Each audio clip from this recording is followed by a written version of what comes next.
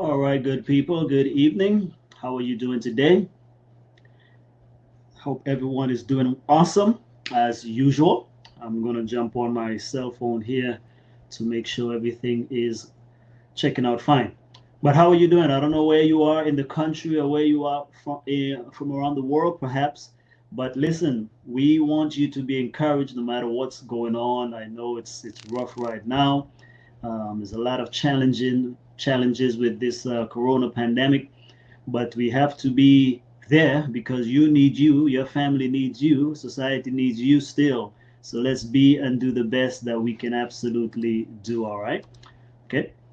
So just give me just a moment here and we shall begin. I have a wonderful presentation, a topic that I love to talk about. Don't get to talk about as much, but I really, really honestly love to talk about this particular topic. So I want to give a shout out to Martha. I want to give a shout out to David. I want to give a shout out to my brother John. Hope you guys are doing well. And if I don't give you a shout out, I know that you are on here. Okay, let's see here. Let me not log in as an admin. So you've no doubt probably seen the title from the announcements we've made. You've probably been to our website. We're going to be talking a little bit today on the secrets of becoming debt free faster. And I want you to definitely stay to the end because we're going to talk about the summit that we have coming up that we've been planning for a little bit now. And I can see myself. So there we go. We're going to go right into it. I can see and hear myself clearly. Let's get on into it. Alrighty, folks. Oops. Let me pull up my PowerPoint slide right here and we are going to get on with it and we will be there again. Today's Thursday. We do this presentation every Thursday. So what I would like you to do, if you are registered, you should be able to get the link every single week sent to you. If not, then of course you're always free to sign up fresh. Send me a message, send me a text, those of you who have my information. But we just like you to be signed up because with that, especially if you're new, oops, especially if you are new, what happens is you just get notifications, and those notifications will alert you when the seminar is starting or the weekly webinar. These topics are very helpful. We try to cover meaningful topics, but if you do have a particular one that you want us to address, also feel free. Or if there's someone that is in your industry or something along those lines, you want us to interview a person so we can get the wisdom out of them for you, send us that message too. You can go to strategicseekers.com, email me, chance@strategicseekers.com, and we will be able to reach out and get you the information. That's really why this community is built. So I'm going to say a little bit more on that. I'm going to pull up my slides now so we can get started. Okay. And of course, I will queue it up because we're going to normally have these for recordings for members in our private training communities. Okay, so welcome to our weekly webinar. This is a training that we do for members of Strategic Secrets, Monetize Your Skills, or any of our academy training programs online or membership portal.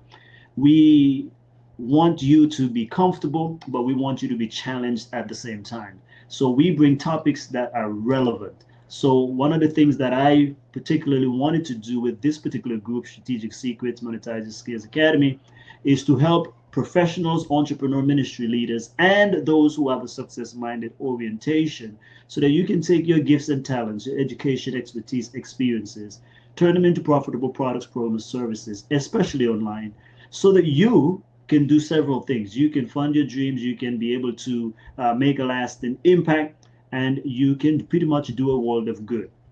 And so that's really the big idea behind this particular stuff that I'm doing online.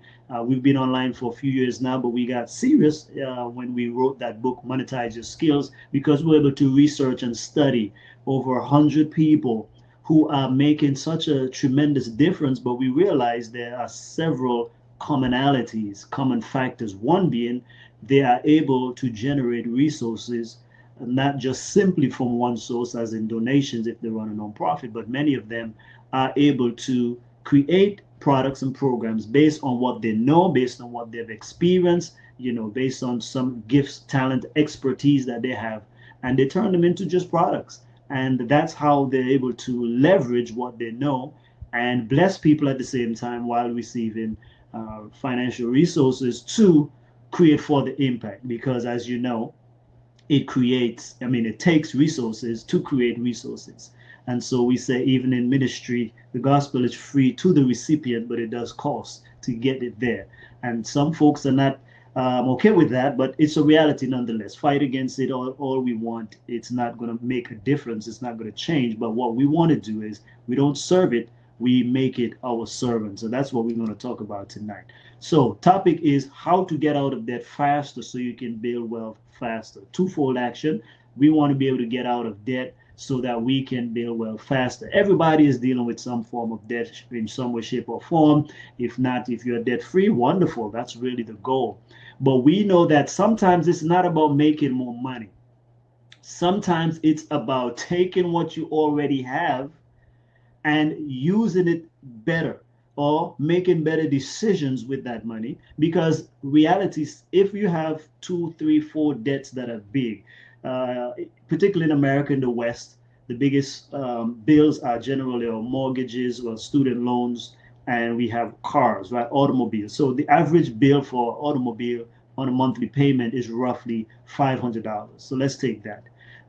We know you have to live somewhere, so we're not going to add that on there. But let's just say you have credit card. Some people have anywhere from 5 to 10 and more.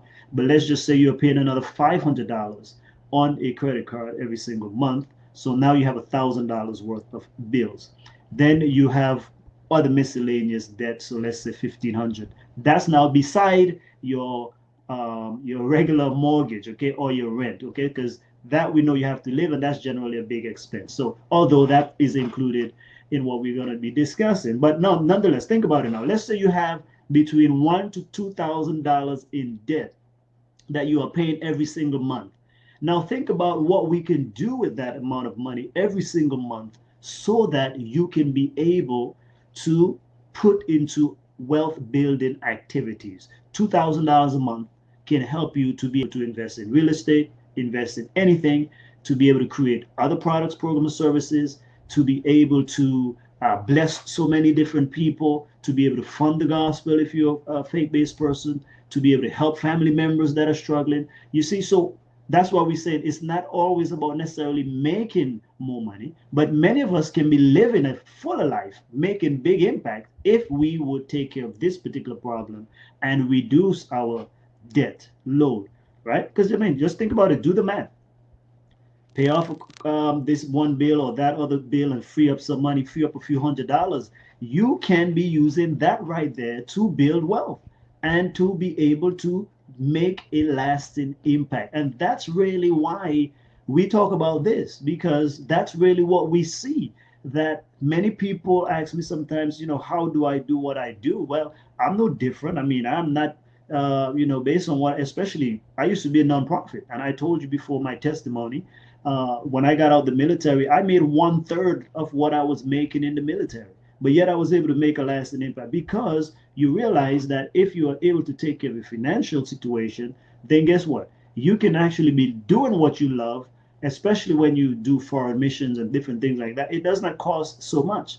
So that's what we're saying. A little $500 a month that you can free up can go a long way. You can raise up a church. You can raise up a hospital. You can do so many different things, or be part of great causes, but also blessing your family. Again, if you have an extra $1,000 a month, you can also now invest in real estate, where now you can use this kind of money now to either go into business with someone, to be able to start a new business, whatever it may be. But the possibilities are limitless. But we are, as it were, you see this picture here, eating up our wealth. We are eating up our wealth with our debt. Another good reason for getting out of debt would be this. If you were, for example, to free up $2,000 in debt, that means, for example, technically you can make $2,000 less. Some people are in jobs that they don't like because it pays the bills, and that's the only thing. But there's no joy, there's no peace, there's no fulfillment in it. But they're just doing it because technically you have to.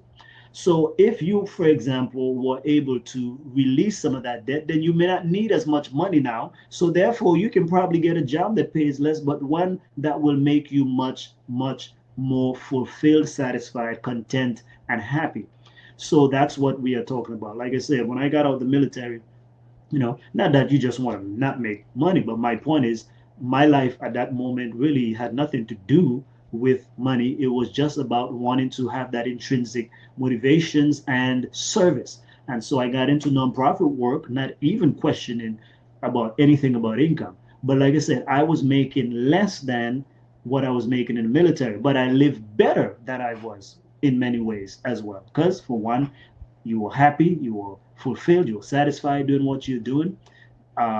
Bills we didn't use for, when we were in Alabama there, we lived 7 years without debt, without any credit card, without any of these things. And so we did not need a lot of money.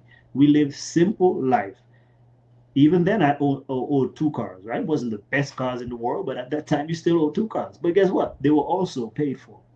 These are the kind of things that I'm talking about, where I believe that so many of the pressures in life can. Dr. Robert, good evening, sir.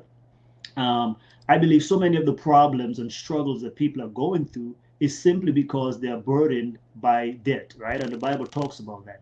So it doesn't matter who you are. You can be a professional, you can be in ministry, you can be a business owner, or a regular average Joe or Jane. All of us, if we tackle this situation of becoming debt free and paying off some of the things, we can build wealth. The talk right now is economic liberation. So many of us, praise God, we all must fight for freedoms, right? But one of the freedoms that most people are still in chains is really economics. And part of the problem why we are having most of our other freedoms encroached upon is because we are in bondage financially. Because I'm telling you, when you are liberated economically, it frees you up to do so many things, right? You can do a whole lot. For example, the reason we live where we are is tied to economics. The reason why we work where we are is tied to economics. The reason why we marry technically where we are is tied to economics. If we have liberation and freedom in our economics, we can go wherever we want to go. See, some people know that certain places where they live is not the best place for them. It's toxic to their health, it's toxic to their kids, it's toxic to so many things, but they have to, or quote unquote, have to be there because this is where the money comes to pay my bills, right? But think about it. If you had the freedom right now economically, will you live where you are living now? If you had economic freedom, would you work where you are working now? If you had economic liberation, will you do more on behalf of humanity? Of course, you probably would, right?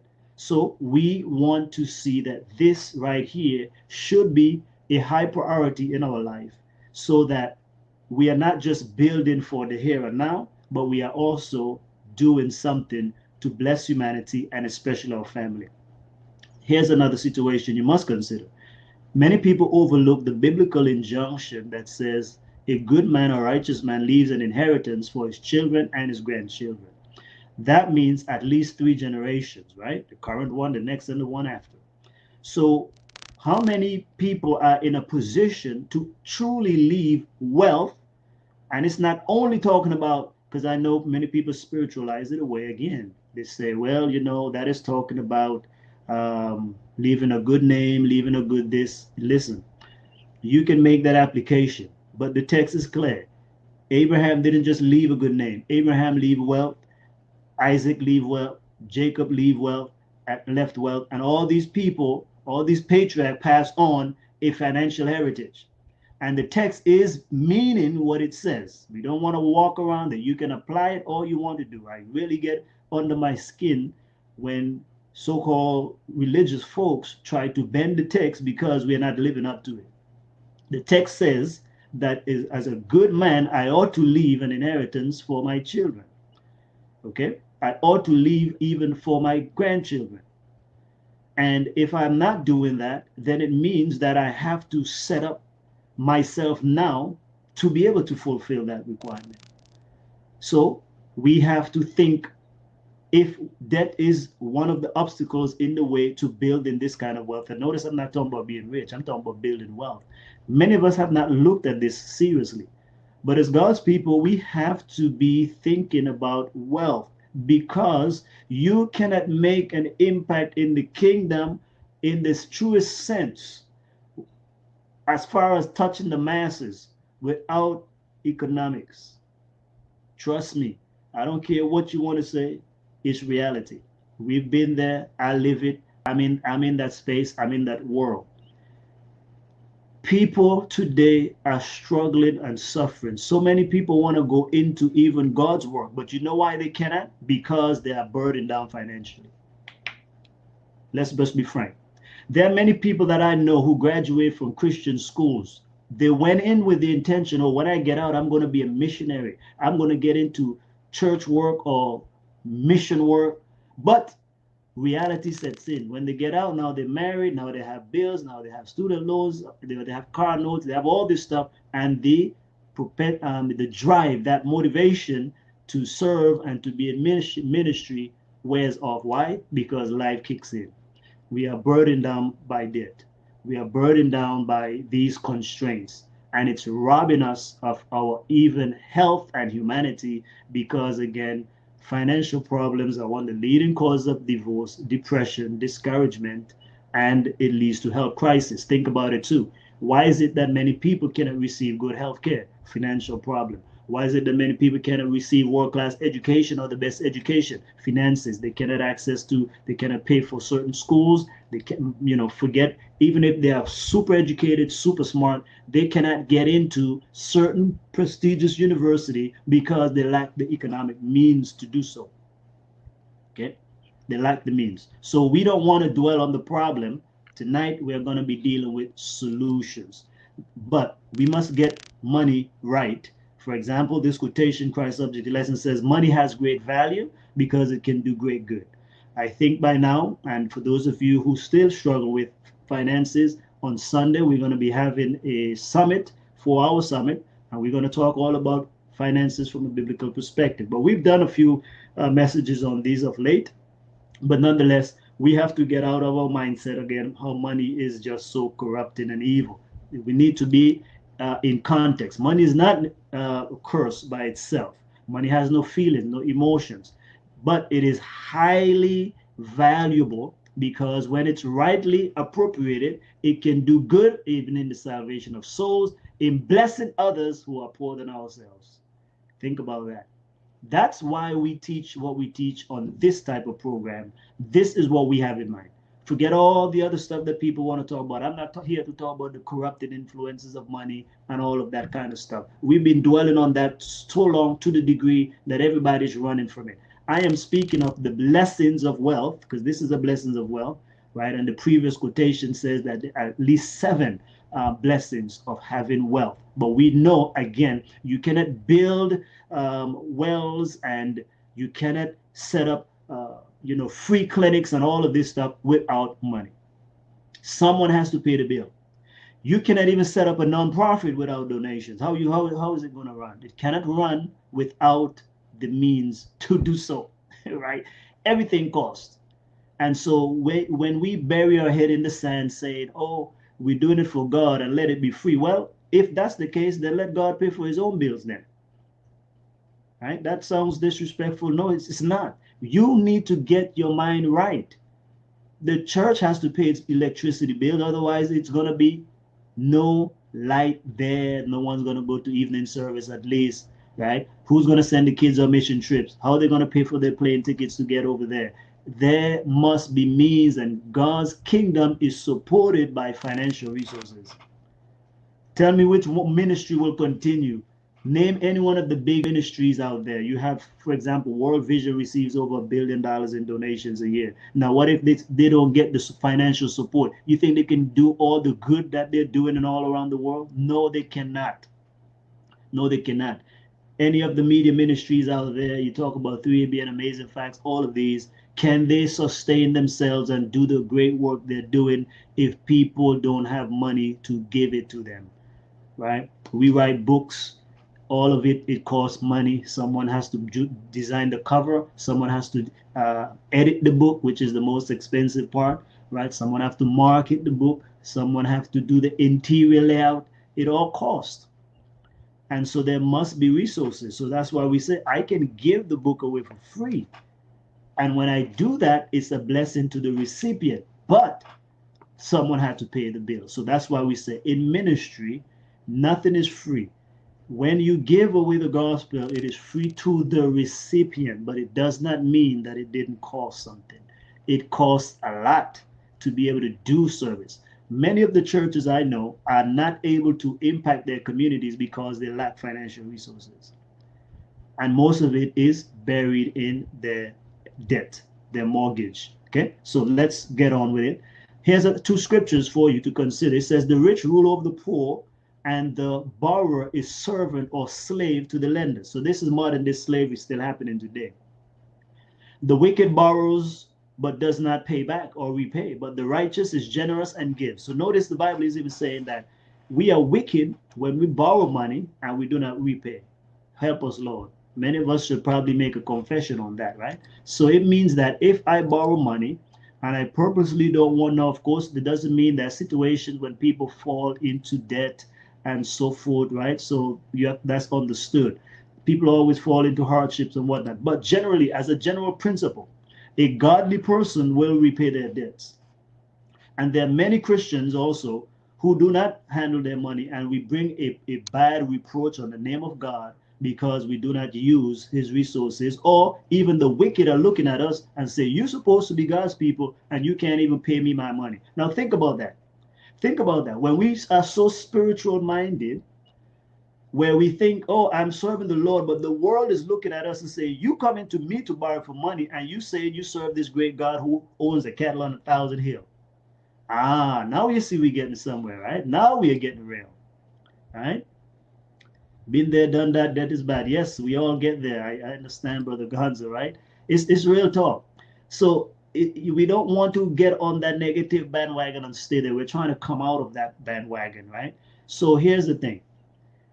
It is evil and unrighteous if I'm able to repay and don't repay. And it's also bad when, especially even the church sometimes borrows money and the church has to default. Can you imagine? Now think about that. If you are a banker and I am a secular person, praise God, you saved now. But if I'm a secular person and a church comes to me to borrow money and that church is unable to pay its money, why would I want anything to do with that religion or what want anything to do with that particular faith group? Because they claim to serve the Lord and God is with them, but yet here they are defaulting on worldly money. Now, the Bible says Jesus was clear too. If you have not been faithful with worldly wealth, who will give you the true treasure of the kingdom? So a lot of financial resources, the way we handle it is tied to our spirituality. Actually, money is mentioned more in the Bible than any other subject. Okay, so the reason for that is because it's a test. It's something that reveals. That's why it's a way a treasure is there, your heart will be also. So we have to think on these things very seriously. So we want to give you a solution tonight, at least two solutions, how we can be delivered from debt. And the purpose is not so we can continue splurging now, right? It is so we can realize our dreams of building wealth. The Bible says that the righteous leaves an inheritance for their children and their grandchildren. Also, in the times that we are living in, the end of time, it will require more means in the coffers, not less means. It requires more means to get the gospel out there. And that's why I'm praying that God's people, including myself, we will become economically viable so that we can free up more resources for kingdom purposes, not for selfish gain, but for kingdom purposes. That's why we have to teach now practical ways, and we can't just only say, let's open the Bible and pray that our debts will be gone. Your debt is not going to be gone simply by praying only. Yes, pray about it, but let me tell you, a whole lot of debt remains when you pray.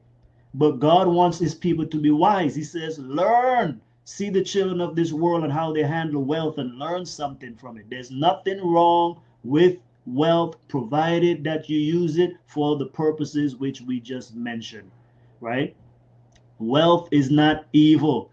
God says in Deuteronomy 18, I have given you the power and the ability to create wealth.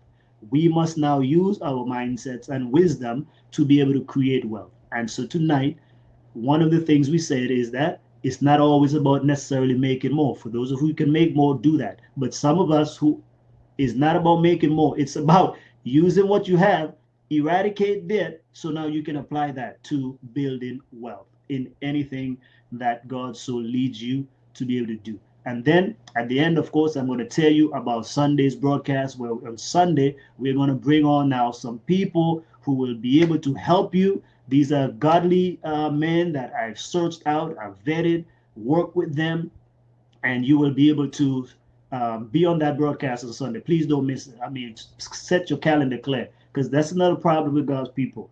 We want to get free, we want to get victory, and then we say, well, we just put it on God. Now, God has given you the solutions. If you have a problem, you need a mechanic. If you have a health crisis, right? I mean, if you have a car problem, you need a mechanic. If you have a health problem, you need a doctor. If you have a financial problem, you don't need your pastor if he or she does not know about money.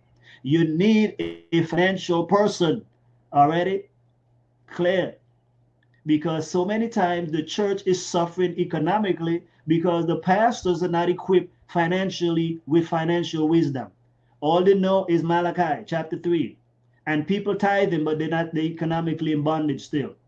So giving alone is not the solution for gaining wealth. Giving is one aspect of financial stewardship. That's all giving is. One aspect of financial stewardship. But you cannot get wealthy only by giving. Let it sink in. You cannot get wealthy only by giving. Otherwise, the whole church would have been wealthy, because everybody give almost every single week, every month, and they're not wealthy. They're still in bondage. They're still in debt. The church itself is still in debt. So obviously, giving by itself, that's why we need economic situation here. And don't worry too, in the future, I'm releasing a book. I've been working on there. But of course, with coronavirus situation, I think it definitely not going to come out in 2020. So we're going to aim for 2021 to bring out this book that I'll be working on biblical finance. Okay. We do have another one that I'm coming up with soon called Pandemic Survival Secrets. Last night I finished working on most of it there. So I'm going to take another week, sift it out a little bit, send it to the editor, and hopefully we can get that out coming up soon. But summer is the goal for that one. Anyhow, back to the topic here. Let's get into the 2 tips now I want to give you to be good to yourself. What does it mean to be good? Get out of debt. 2 tips, 2 strategies that I want to give you tonight to tell you how to get out of debt. Then I want you to stick around, because I want to tell you, I want to make sure that you are signed up for the webinar workshop live. This is a live summit. Let's call it not a webinar, but a live summit this Sunday at 3 p.m. We're going to have 4 different experts on, and they're going to teach us different aspects on finances. Okay. So this first strategy is what I call a shortcut to become debt-free, save a truckload of money. Now, this one is for those of us who are down-to-earth people, and this one I call is simple, right? And sometimes, again, don't confuse simplicity for being simplistic, right? The simpler it is, the better. Now, I call it simply the 2 incomes, but live off of one method. I put everything on there for the sake of time. So this is a simple strategy of becoming debt-free, because most people today are able to afford a whole lot because they live off of 2 income. The problem we have is that when one person gets sick or their job is cut off or something like that, then we have a problem. But think about it. If you are able to, and I used to, when I was at Oakwood, at the nonprofit that my wife and I were working with there at the time, I used to give this lecture to students who are going on to medical school. And one of the things I would share with them on this particular part is that you all are going to be making 6 and 7 figures by default. But especially if you marry someone else who's also in the healthcare field, do this for the first 3 to 5 years at least. If we can push it to 7, you can become super wealthy. If you can discipline yourself, don't get caught up in other lifestyle, trying to get all the nice expensive stuff like everybody else who, like all their doctor friends, are actually broke. What you want to do is live off of 1 income and take the other person's income, pay off all your debts, and use it to build wealth. That's the simple strategy. So it does require discipline, but it's a smart plan. Don't knock it, or see how you can probably build on it. So just hear me out for a little bit. Of course, everything we teach is not for everyone, but you can see where it makes sense. So let's just say family owes $75,000 in debt, for loans and credit cards. Now, it would normally take them 12 to 15 years if they're repaying even $500 a month. Now, $500 a month is plenty, right? But some people pay just the bare minimum. So this is just what I'm telling you now, how debt kills us. So for 12 years, you're paying on this thing plus interest, okay, plus interest. So let's just say you didn't do anything else. It's a young couple, especially, and you didn't do anything else. Now, 12 years just to pay this off. What if that's saying $500? You do the math. $500 multiply, and you go to 12 years out at an interest rate of 15 to 20%. Okay, that you were gaining on that money, you would be way more beyond 75,000 bucks. But because we are robbing our wealth, I want you to be able to keep this in mind. So let's just say the husband makes $70,000 and the wife makes 50. That's $120,000. Okay. And again, this is not a male female thing. Please don't give me those things. I hope that by now we have mature people, right, on some of these stuff, because some people get offended for every little thing. I'm not into the political stuff, folks. Okay, so we just gonna call it like it is. But if you're offended by basic things like that, again, this is not the presentation for you. Catch me on the weekend when we talk only spiritual things. Every Thursday, this is for success-minded people, people who are entrepreneurs and professionals. That's what we're talking about. So if that gets under your skin and you don't like money, please just check out. We are okay with that. Okay, now, so they have $120,000. Now, this is how many people will live now. They live like a big shot. They say we have all this stuff, but guess what? Even at $120,000, their lifestyle is pretty much maxed out at that level. And that's why we say even people who are in professions like doctors and lawyers and engineers and these high-paid professions, they still also live pretty much broke like everybody else, because they too are living paycheck to paycheck. And most of them, if they get sick or if they lose their job or the industry closed down, they're going to be just like the regular average Joe and Jane who is making $30,000, $50,000 a year. Because most people, no matter how much they make, they pretty much bring their lifestyle expenses up to that amount, up to that level. So if the husband, for example, or whomever, in this case, it's the husband, but let's just say you probably want to live off the one who is making the most income and take the next person's paycheck paid off. In this case, now what would happen? Using this method, if we lived off of the $70,000 salary and we use the $50,000 to repay debts, let's just say, of course, they're going to pay tithe, right? So out of that, you're going to have at least $7,000, 10%. I mean, 50, that would be less than $5,000. And let's say we take 5,000 to do other things, or they're generous. So we say $10,000. Okay. Now, out of that, and of course, even if it's less 30, you still do the math, it's way less. So now, if we take $40,000, we will be debt free in 2 years instead of 12 to 15 years if we were paying $500 a month. So which one would you rather? You have 2 years that you can be debt free in this situation. Now you have an extra, in this case here, if it's 12 years, you have 10 years extra that you just save yourself to build wealth. Or if it's 15, you will have 13 years extra to build wealth, rather than going at this thing now and wasting time and energy and resources because you're spending money on all these other things.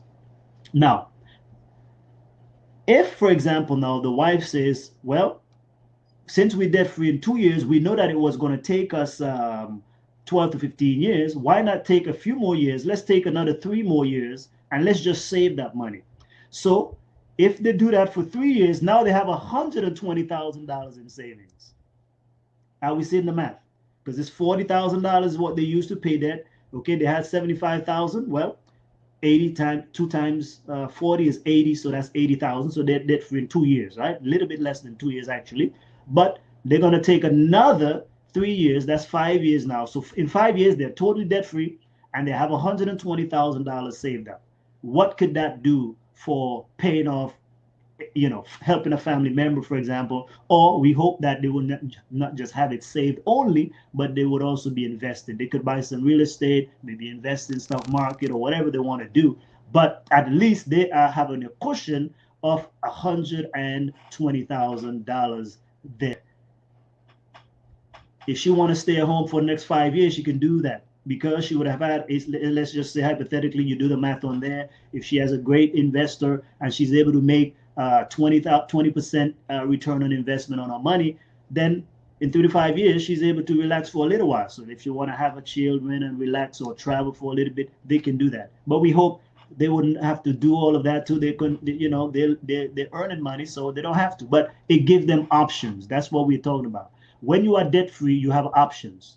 Many of us are enslaved. We don't realize that this debt is a form of modern day slavery. People are unhappy. People are, killing themselves. People, relationship sucks because of the pressure of finances. Churches are not even free to do the gospel commission because even the church, just like a family or an individual, the church is in the same boat. Many of the churches that I know, all the money goes into paying for the building, and very little goes into paying the mission expense as far as doing the ministry, blessing the community. They don't have it because most of that funds is being used for other things. So in other words, the church is a reflection of the society. Think about it. Our nation is in debt. Most families are in debt. Most businesses are in debt. And therefore, even the church is in debt. So the church is a reflection of the society, meaning and that's on the negative. The church should be the example to society. That's really what we want to talk about and make a difference. In the last days, we need God's people to be free in the family. Well, let's start individually first. Families, the place of worship. The more we can relinquish our dependency upon the world, it is the better for us because we can bless more people. There's so many people who want to do things, but not even their church can bless them. Can you imagine that? You have an individual who have given their life to the church, who have blessed the church, but now this person might be in a jam and might need some assistance from the church, but can only get minimum support. Why? Because the church is broke. That to me is a very, very sad situation, right? And I have to call it as it is. So that's number one. Number one again is that's the first strategy is use the two income, live off of one method. If it's applicable, if it's not, hey, find a family member, find a friend, find a buddy, do that. You know what I mean? So we have to think about how we can do it. Don't just knock it, but think about it. Does it make more sense? Because what we're saying is most people cannot free up more money. They're already overly, taxed out. So you have to figure out how to get more money. And that's what we're saying. If you have two income, then you can use that. Or again, some families, this is where we have to our true colors shine in here. There's some people, families must learn to unite in these last days. You got to swallow your pride. Some of us, like we said, imagine even in this situation, let's just say, I'm just saying modestly, especially where we live in the valley. We live in the Rio Grande Valley of Texas. For those of you who are from different places, houses here are not generally expensive for the most part. So I'm just saying, even on this situation, so a family can say, hey, you know what? I would rather here I am struggling with my own house, my own expenses and so forth, and I can't even keep up. But using this method, what if we can say, hey, you know what? I'd rather pay you even $500 a month or whatever the case may be. If you're a friend or family, depends on relationship, of course. But let me stay in one of your guest room or something like that for 2 or 3 years while we pay down this thing, and now I can build wealth for the next 5. But let's just say you were in this lady's situation and you were able to now amass $120,000. Now instead of you wasting time and years and energy trying to do it all on your own, now after 3 years, this is 5 years now, after 3 to 5 years, you are now able to go out on your own and live in a better situation rather than struggling only to do it yourself. So that's where the body of Christ needs to go. Unfortunately, it's a high expectation, I do know. But if we believe in prophecy and we believe in what we are reading, then we need to make some drastic changes. And I know it's tough, but that's really where the rubber meets the road. This brotherly love thing, it must come out from just being theoretical and being theological. It must become practical and relevant. And we need to begin to see brothers and sisters being able to help each other. Another thing is that where we say if some family members in the church were able to become debt free, they can help their brothers and sisters out because they don't need the money. For example, if you have it like that and you are debt free and you took care of your business, now, for example, now, of course, we in the perfect world. It's not a perfect world, but we are hoping that God can do something in our hearts where we appreciate and love one another so much that we will do right. Because unfortunately, people will be more faithful paying a bank than they will faithfully pay their brother and their sister, right? But we hope that some of us can make that risk in the last days. I think it's worth it, you know. So these are kind of things that are brewing in my mind, and I believe that hopefully in the very near future, that God will help us to position ourselves to be able to do these type of things for our families and people in the church, that we can help more people who have the heart and mind of Christ and his mission. So that way, for example, if in this situation, if you had a couple millions of dollars sitting down, instead of a brother or sister paying 20 something percent in some cases or whatever, why don't they pay you? And now they don't have to have that expense from a bank because that's extra money on top of what they have to repay. And then the brother or sister can say, hey, you know what? You can take your time to repay me. Or, matter of fact, I'll make a covenant with you and the church where this is a gift for you, but you will pay the church or a ministry just as if you were paying a bank, except you don't have to pay any debt, any interest rather. Isn't that amazing? Now, I don't know who would not want to honor something like that. It just shows you their personality if they don't. Okay. Now, let's look at another one. This is a biblical example. I'm going to use a biblical story for point number 2. So number 1 is two income live off of one method. Here's the second strategy. Is using what you have in your own hand to make more. Many people, you can't always cut back when you're paying debt, right? I love Dave Ramsey and I follow Dave Ramsey actually. Well, I have a big screen in front of me here that is holding up the screen here, and I have the whole Dave Ramsey thing behind it. But what I realized, we need speed, right? Most people who are get discouraged, that's why I know people don't like dealing with debt. That's why I give you this strategy, because it's a faster one, right? 2 years versus 12 to 15 years. And then, because so many people, they're cutting back on rice and beans, they're living simple, downside, they do all of that, but it's still going to take them years to be able to get out of debt. So you see, getting into debt is super easy, right? Getting out is a hard work. So this other strategy, I believe, is another faster way. I believe in getting out of debt fast. That's why we talk about this being how to get out of debt fast. I don't like the long term because it's depressing. Most people give up on there and they're like, well, let me just throw my hand. So it's like weight, right? People, it's easy to gain weight, but then to lose it is a big struggle. So people want to quick weight loss programs. So we need to also give some quick financial weight loss program here. So now here's another one. This is a story that we all know. I'm going to go through it real quick. It's the widow and the oil in 2 Kings chapter 4. Here we have a situation of this woman, her husband died. Now he's a man of faith. Again, that's why I say you can't always just say just because somebody is in ministry or serving God or their pastor or whatever, you know what I'm saying? I have to be responsible just the same. And sometimes even those in ministry, because they don't have financial knowledge, they understand some scriptures, but it's generally about giving only. But money secrets goes beyond giving. Giving, again, brothers and sisters, is one of at least 7 different ways of handling money. Just one. But most ministers are only able to talk about giving. And the giving is so weak, it's just simply tithes and offering. That's it. The Bible has way more to say about giving. You don't just give just because people want it. Right? You have to be responsible even in your giving. So anyhow, so here's a prophet. He died, and obviously he lacked some finances, and he didn't practice what the Bible teaches. So we don't want to malign his character, but nonetheless, we can say, according to Proverbs, he did not leave an inheritance for his children. He left debt. That's the wrong inheritance. That's what I see generally here. When I see many people die and so forth, it's only debt that we leave. No blessings. No blessings. Right? Now we can talk good about the individual, and so forth. They have a good name. That's good. That's good. But it's not going to pay for your burial. It's not going to take care of your wife and kids after the fact. It's not going to take care of anything. So we want to be as righteous in spiritual things as we are also too in temporal and financial things, right? There's no separation of the two, because the way I handle my money is a reflection of my spirituality also. So anyhow, what this woman could have avoided a whole lot of problems if her husband had done better. So now she's in debt, and she said now that the credit is coming, right? So the tax collectors are coming to take her children, and she doesn't have anything.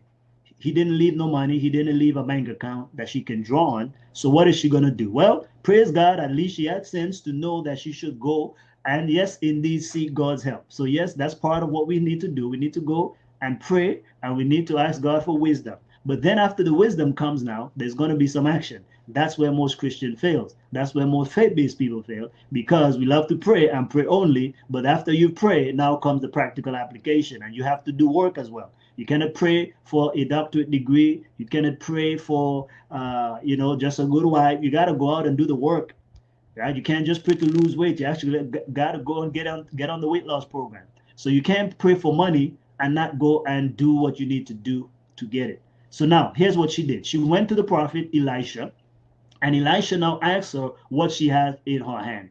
That's what I'm asking you now. What else do you have in your hand? It could be the hand of faith as well. Could be the hand of your mind that you can use to help you in your debt-free journey or in your wealth building journey. So now he says here, what do you have in your house? Of course, she says nothing but this pot of oil, and we know that even that is very significant. It was insignificant to her, but it's significant in her becoming debt-free. Anyhow, he gave her instruction. He continues. He says, go borrow from your neighbors some vessels. Don't borrow just a few, borrow a lot, according to your faith be it unto you. Then you go, shut the door, and you're going to see this miracle. She experienced the miracle, but now he gives her more instruction. She need to engage in entrepreneurial ventures. He says, go now and sell the oil and then pay your debt, but also be a good steward to live off the rest. Don't go splurging now, because some people get out of debt and they go right back into debt, right? Yours truly have done that more than once, okay? So the woman was given divine revelation. God got involved with her situation. Some people want God to perform a miracle every single month. That is not God's modus operandi in our life. If you have to pray every month for God to pay your bills, that's a problem. God does not want to rain money and just put a check in the mailbox every month. That's not how he generally provides. He can do a miracle, yes, but that's not how you want to live. You want to be like this widow, where she experienced the miracle, but then she was able to live on the rest for a long time. She didn't have to go keep selling, to go and keep getting jars from a neighbor and experiencing this miracle month after month. No, she experienced the miracle once, and then she went out, did her part, and now she's able to take care of a financial problem. That's what God wants us to take care of, our financial issues. Not run to him every single month because we are broke again. It's like, you come back to me broke again. I gave you a job, you lost the job. I gave you a job, and here you are living above your means. And now you're coming to me to tell me that I must bail you out. That's not how God works, folks. God wants you to be responsible. That's not being a good steward, and that's why many of us will be judged accordingly. This issue of money is so deep that Jesus gave so many parables about money, and one with the three servants that he gave the finances to, the one who hid his talent, who hid the Lord's money. He said that man was actually thrown into hell. That man lost out eternally. Why? Because he was not a faithful steward. Again, you go back to the passage. Whoever is not faithful with much, whoever is not faithful with little will not be faithful with much. And if you have not been faithful with that which is worldly wealth, God says, Jesus, who will entrust you with spiritual or eternal riches? That's the kingdom, folks. That's the kingdom. Where your money is, there your heart will be also. So that's why you and I must get this right. And this is the time, especially now. One of the things we need to do in the last days is to deal with money square on. Take care of it. Make sure it's not something that we love in the sense of, it's our idol. That's not what it's about. But we must use the resources to advance the kingdom, to bless people, and of course, take care of our needs as well. So that's the strategy here. Let me just spend another 5 minutes on there. Now, Okay, before we go into the exercise. So this principle is teaching us one thing here, and this is very simple. Okay, if you want to become debt free fast, because notice this did not take her years to do.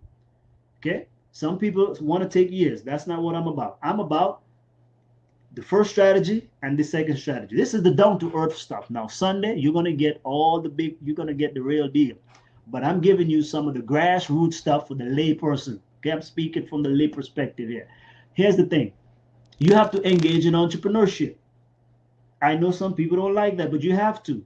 It's not against the Bible. Here, the woman had to go and sell. She was engaging in commerce. She had a product and she went to sell that product in the marketplace.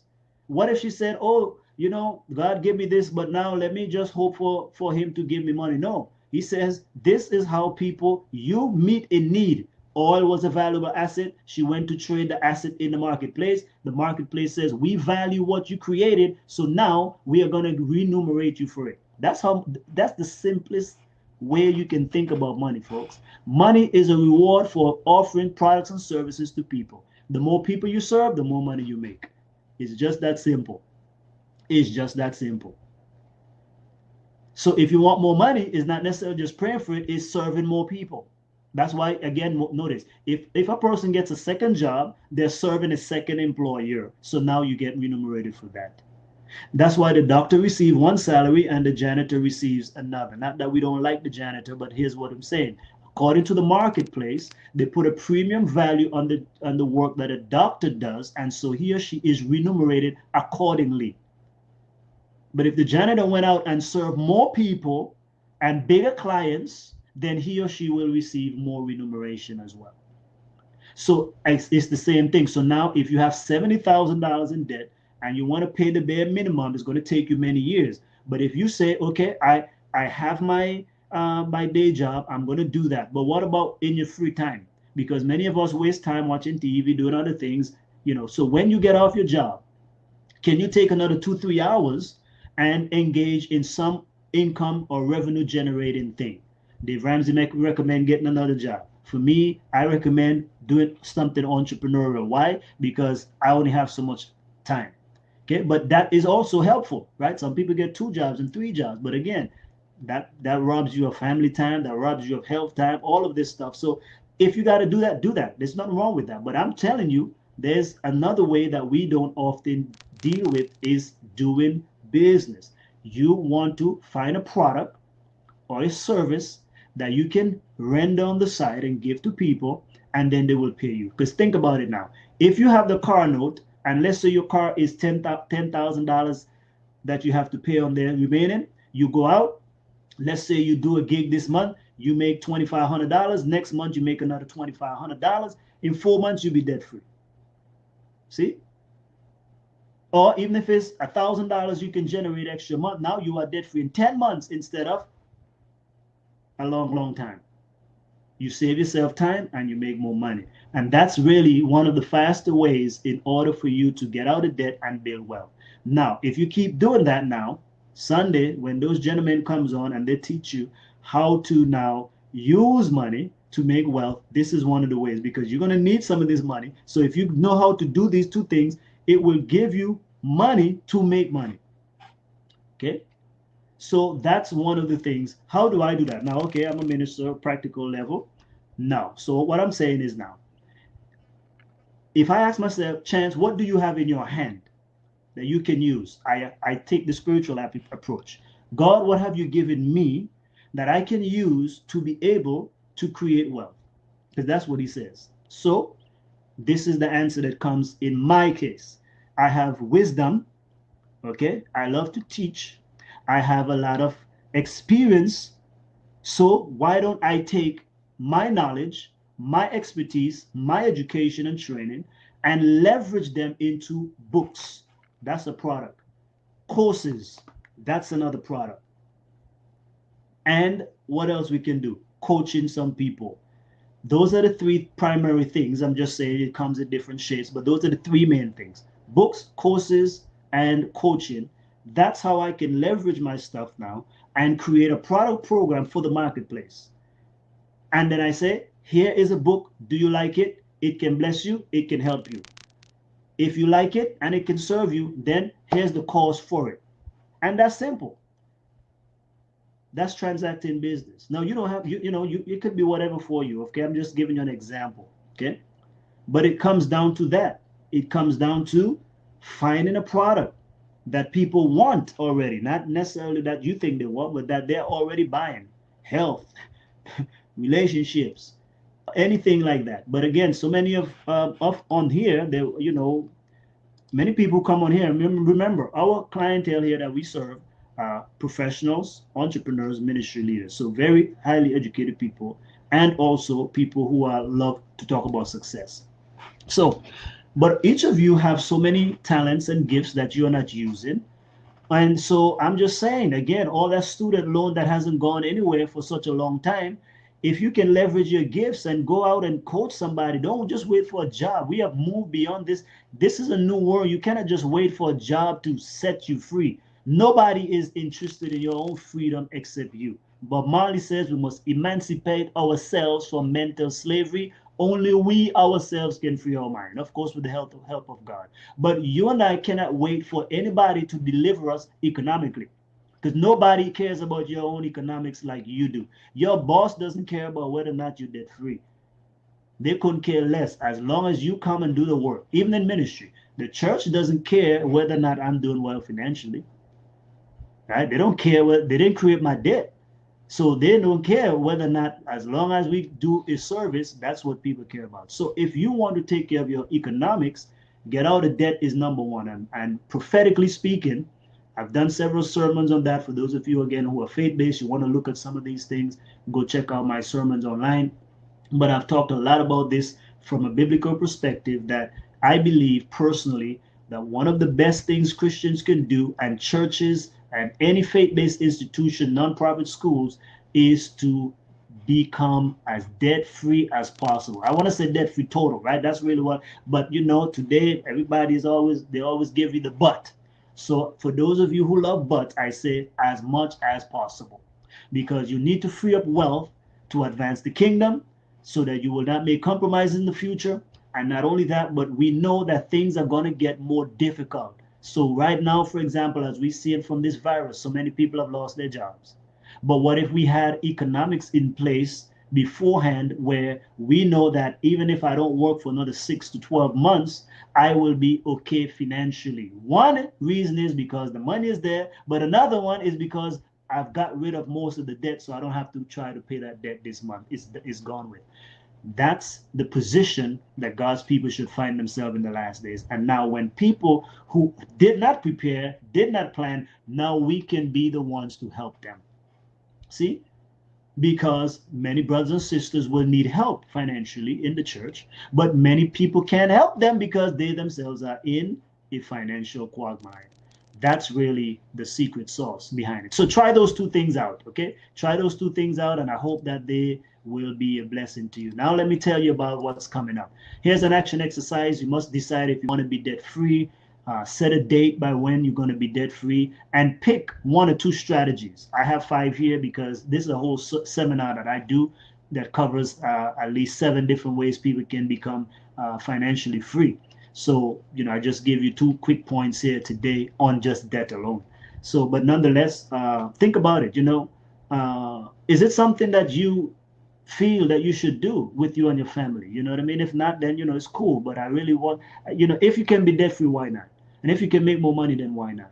Because the more you have is the more good that you can do. Remember, it's not about trying to be so humble and that, no, the Bible says to him who have much, more will be given.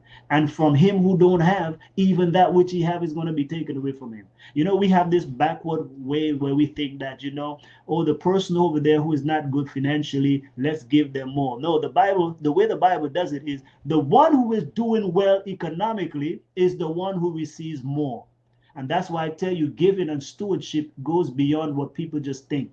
You see, when I evaluate a ministry to give to, it's not just because they need it. I give to the ministry that is producing the greatest results. If a ministry, a church is not producing, I'm not giving to them. I give to the ministries and institutions that are producing results.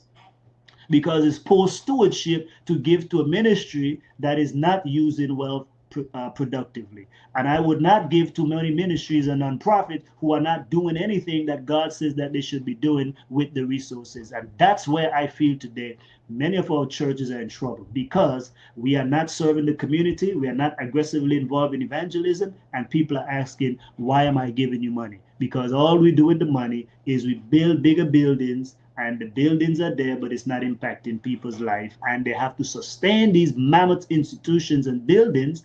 And for what purpose? To the neglect of the gospel commission. It's a new day, it's a new world. So think about that. So now let's talk about Sunday. This is a workshop that we've been advertising and promoting. I'm going to put it right here below your video. If you're on your mobile device, right below this video, you should see a link that says Online Bible Summit. Okay, give me another 5 or so minutes to talk about this. So Online Bible Summit is going to be on Sunday, June the 28th at 3 p.m. It's a 4-hour program.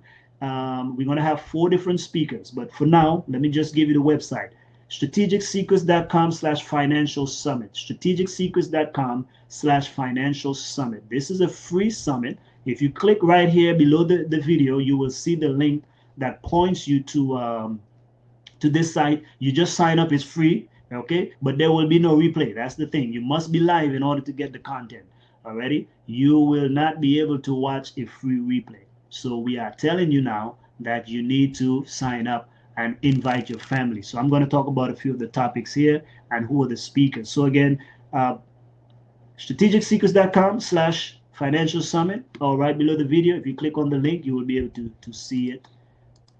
Now, here are the topics. So we're going to have 4 different speakers, 4 topics, all with one purpose, is to help us to now practically approach Christian finances, but think about the other things that we don't really get in church. Because in church, all we get is tithes and offering.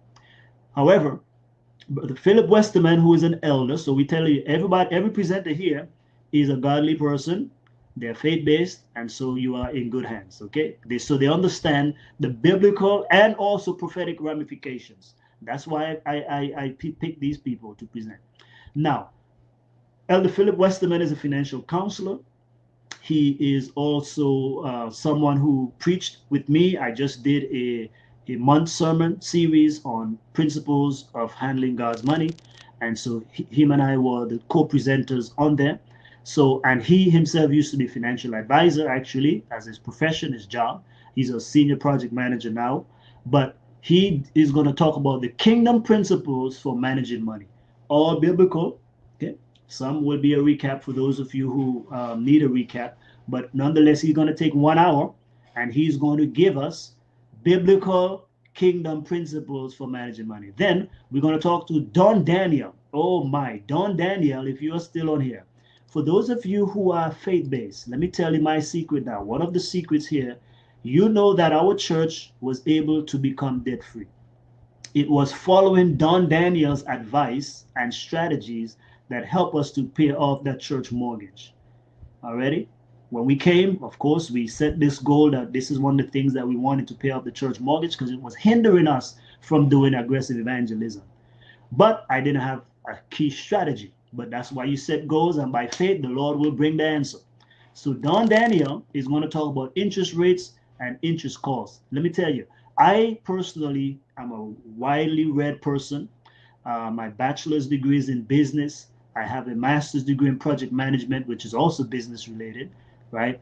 And so I thought I understood business principles and money, but it was from Don Daniel where I truly understood how loans work, how credit truly works. I did not really understand how a loan really truly works, how a mortgage works, how amortization works. I thought I was learning a foreign language, but once it clicked, I realized that this is why God's people are in bondage, and it's not God's fault.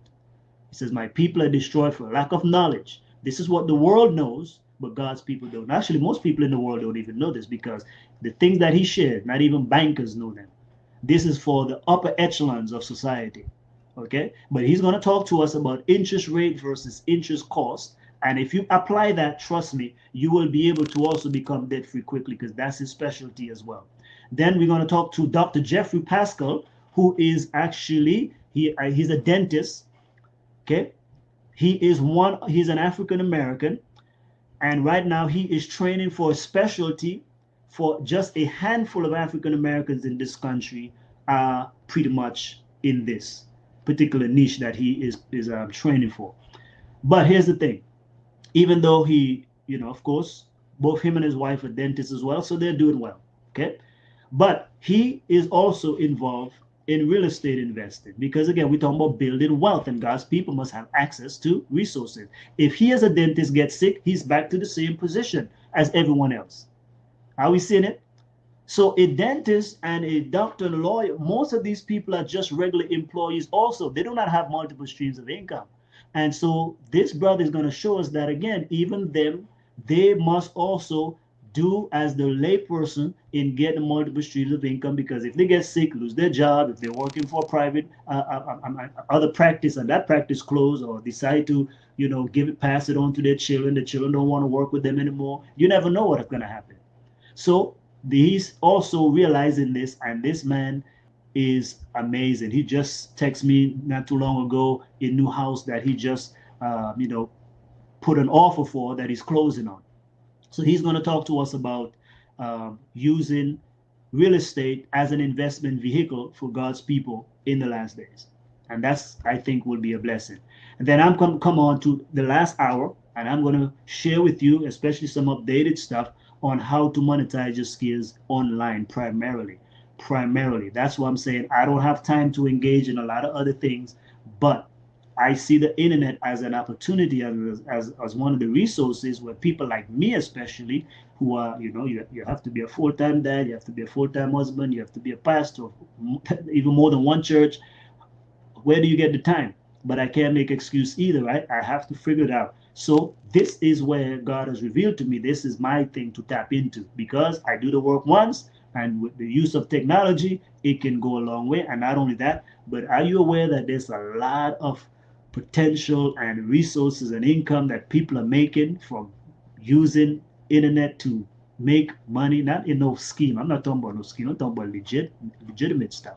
And some of these things kids can do, like running advertisement. Running advertisement for people is a lucrative, very, very lucrative thing. I have some friends who just started out with that stuff. They're now doing six figures, right? They charge $2,000 a month just to one advertising. I mean, this is amazing.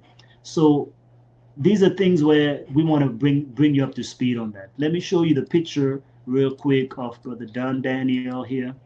So this is, again, Philip Westerman is an elder at our church. He is a teacher, music coordinator. He has invited his own family and other things like that. Very well qualified. Dr. Jeffrey Pascal is a multi-dimensional person, many gifts and talent. He's a missionary, by the way. We have done a lot of mission work together. Dr. Jeffrey Pascal and myself, we used to be missionaries for the same organization when we were in Alabama.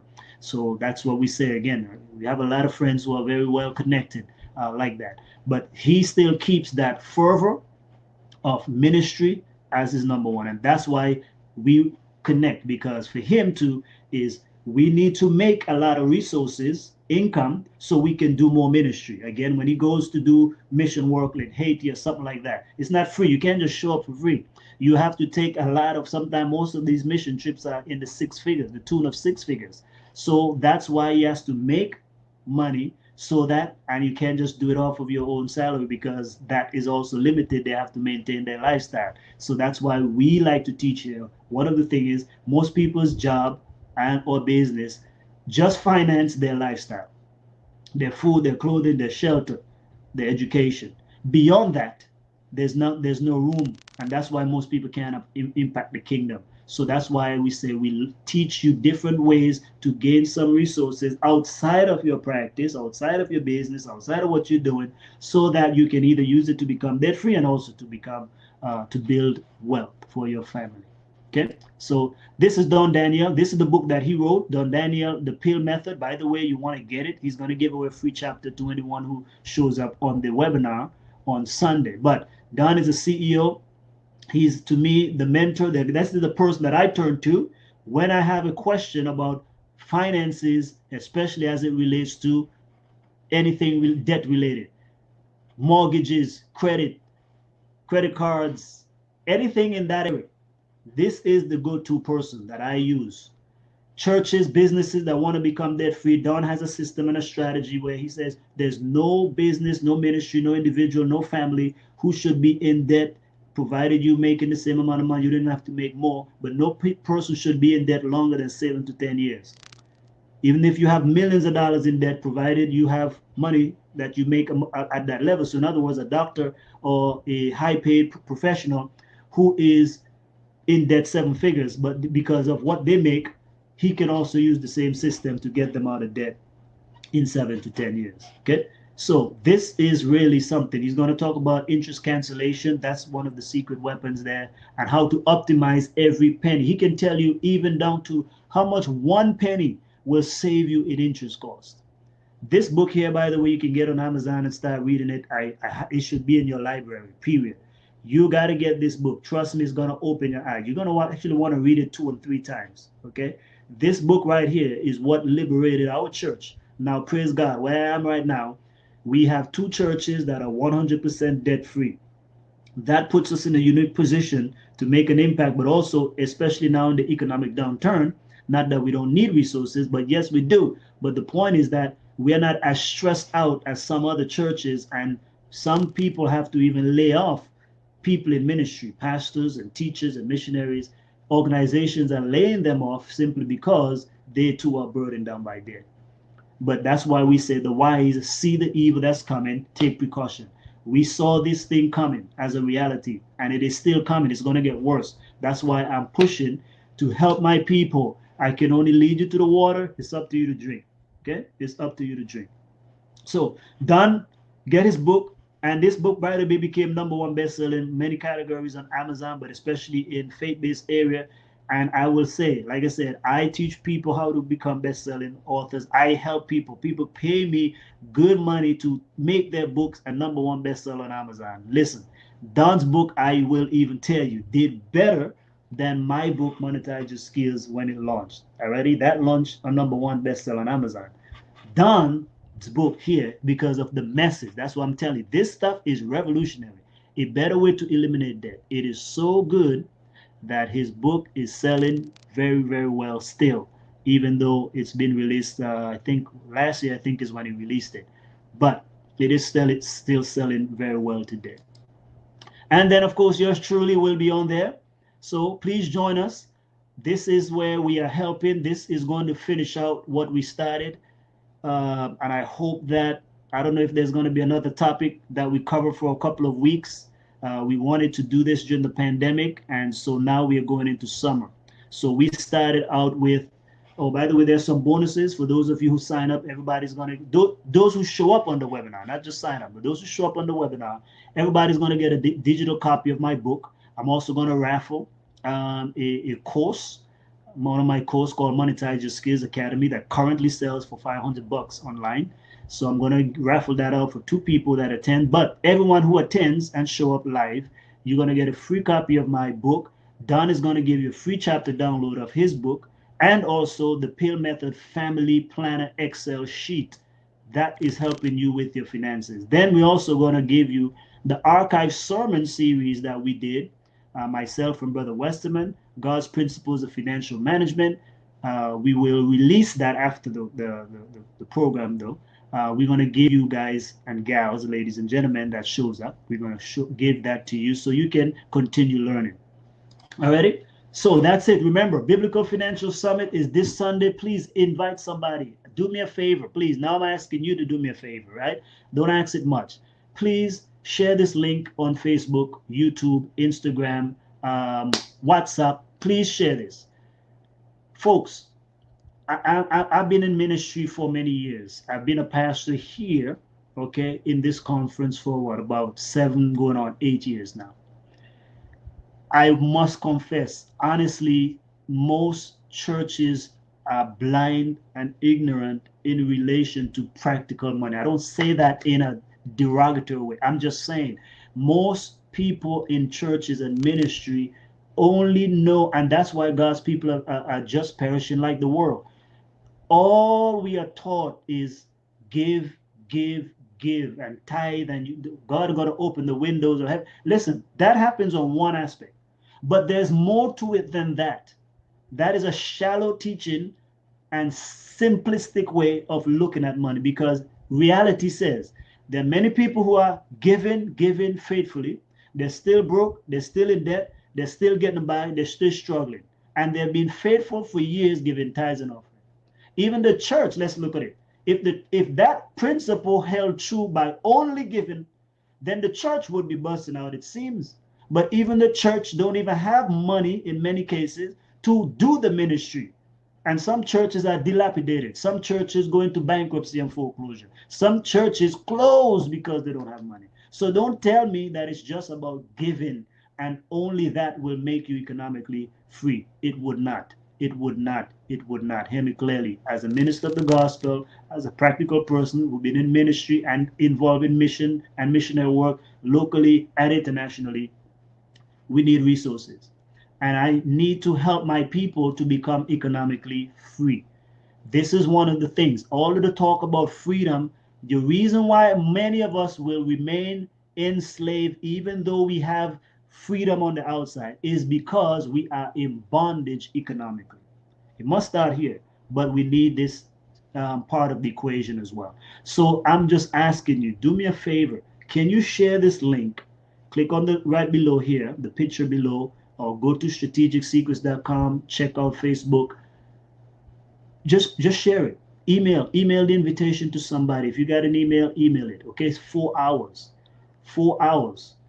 Do you know that we can charge for this? If we were doing this for the world, here's the interesting thing. The world would have paid us up even 1,000 and more. There are friends that I have who put on these type of things, and they charge $2,000 even to attend. Right? And we are putting it on for free.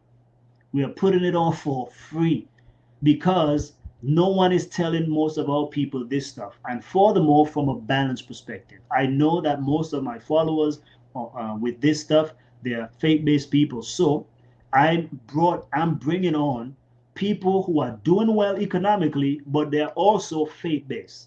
So I'm not bringing on any secular person, nor even non-Christian person. Everyone who comes on here, they are both Christians, but they're also doing well economically.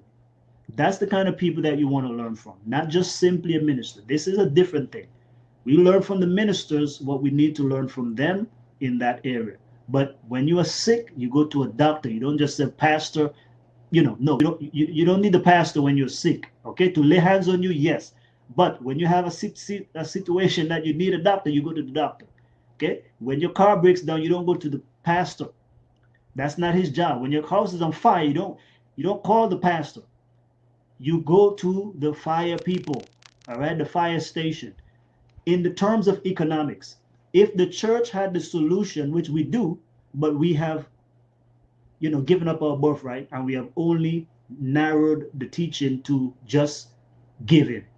So we cannot depend on the church for this answer. You need people who have the results, who are doing it, but they are kingdom minded, because we are not in this thing about just making money. That's not what we are here for. We want you to be free so you can take care of God's business. Bless his church. Right now, I wish more churches can be debt free. But the only way that can happen is if the members become debt free, because they're the ones giving. But who is teaching the members to be free? Everybody said, give more, give more, give more. How will you give more if you're not making more, or if you're not debt free? You cannot give more if you are not making more, and you cannot give more until you become debt free, so you can free up more to give. I mean, that just makes sense, right? But the church should be teaching us this so that we can become debt free, and then we give the church more. Instead of every week, give more money, sacrifice. Listen, you sacrifice, right? You sacrifice. But the people must learn. So this is the way. My people are destroyed for lack of knowledge. I'm giving you the knowledge. We did a series on mental and emotional wellness. Now this is the series on financial wellness. So those of you who want to accuse me to, just talking about money, listen, you need to follow me, because we do balance. We talk about, we spend about 5 weeks talking about mental and emotional wellness. Now we are spending some months on financial wellness. Okay, that's balance. Before all of that stuff, we were on spiritual health. I spent an entire month, 20 something, about 24, 25 messages on spirituality. So we are preaching balance. But Paul says I preach the whole counsel of God. I can't just tell you about those things without telling about these things, because this thing right here is causing compromise in the church. This, according to Revelation 13, we will have a financial and economic crisis in the end of time that will cause many people to be lost, and many of God's people will give up the faith as well. And this is one of the way we can prepare for that. Okay? So that's it right there for us. Thank you so much. I'm going to see you on next week. If this was your first time, every Thursday I do this training specifically to help our people to apply biblical principles in the other areas of life. This is not your typical sermon. Okay, this is a training where we talk about different things, how to become successful, how to take the biblical principles and apply it to where is important to you. So we're going to talk about finances, we're going to talk about career, we're going to talk about leadership, talk about management, we talk about all these other things, because that's what it's all about. That's where you need to succeed. You need to pray. Yes, you need to do all of that. Church will take care of that. So that's what I'm saying. I do that every week, and people can access those easily. But where does the Christian go to find this kind of content? Is only to the world, because mainly in the world is the one talking about it. But they will generally give us from the worldling perspective that tends to loss in the end. We don't want you to just be successful, then you forget about God. No, we're trying to get you to be successful, but from a biblical perspective, because what the world counts as success is not necessarily what God counts as success. So that's what this is all about. How do we make ourselves successful, be excellent, be powerful and dynamic, and yet we are serving God with the same fervor and energy? That's what this is all about. So join us if you are interested in this every Thursday at 7 o'clock. May God richly bless you. I'll see you on Sunday. Remember, at 3 p.m. on Sunday, I want you to be there. And also next Thursday at 7 p.m. Good night, everybody.